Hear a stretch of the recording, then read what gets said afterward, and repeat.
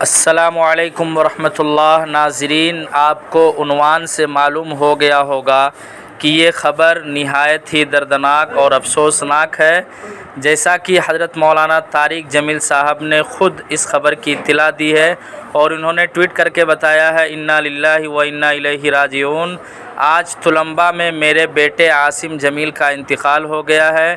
اس حادثاتی موت نے ماحول کو سوگوار بنا دیا۔ آپ سب سے گزارش ہے کہ اس غم کے موقع پر ہمیں اپنی دعاؤں میں یاد رکھے۔ اللہ میرے فرزند کو جنت الفردوس میں اعلیٰ مقام عطا فرمائے۔